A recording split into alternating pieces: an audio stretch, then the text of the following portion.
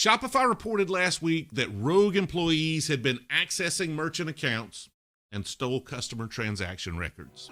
Pull yourself up a chair and let's talk about it. My name is TJ Gamble and I'm an e-commerceaholic. I'm also the founder and CEO of Jamersan, an agency that's dedicated to helping you get more from your e-commerce store. If you're getting your master's degree in e-commerce from the School of Hard Knocks, then consider hitting that subscribe button and giving this video a thumbs up because class is in session. Today's lesson: your data is never secure. Last Wednesday, Shopify put out an incident report to announce a data breach. According to Shopify, 2 rogue members of their support team stole some customer transaction records from a small subset of merchants. Apparently, it was limited to less than 200 merchants, and Shopify had already contacted the affected merchants and have reported the employees to law enforcement. So, what kind of data was stolen? According to Shopify, it was order information such as emails, names, addresses, and the products that those customers ordered. And that includes the last 4 digits of credit card numbers, but not the entire credit card. The reports of this situation apparently brought up some old feelings. Moiz Ali, an e-commerce investor, shared on Twitter about his long-standing concerns with Shopify leaking data about merchants. Moiz claims that Shopify employees have leaked data, including sales metrics, to him about competitors, as well as to his competitors about the companies that he invests in. Let's be real for a second. Data breaches happen.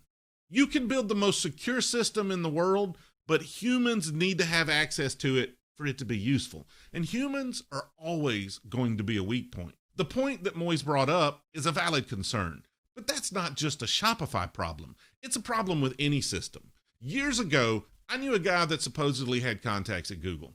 The detailed reports he could obtain about any business out there was unbelievable. It had all sorts of revenue metrics and data about their traffic sources and ads. It was a goldmine of competitive information. How did he obtain those?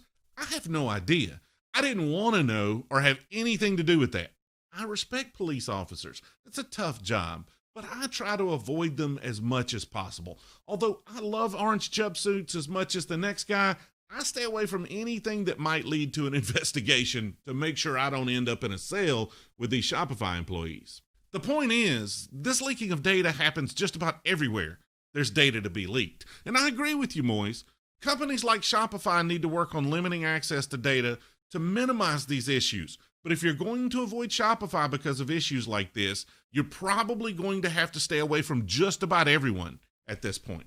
Outside of improving data access restrictions, Shopify handled this situation about as good as could be expected. The merchants were notified quickly, they're cooperating with authorities on prosecuting the employees, and they announced the issue publicly without a bunch of deflection and marketing jargon. And I don't know what more we could have demanded from them on this particular instance, considering the circumstances. The bigger issue, though, is whether or not your business is secure on Shopify or any SaaS platform for that matter. The more popular the platform and the larger the company gets, the more risk you run because there are just more humans involved. Companies implement more security measures as they grow, but they're also becoming more tempting targets because there's more opportunity to profit from access to the data. Are there a small subset of Shopify employees sharing information they shouldn't? Probably.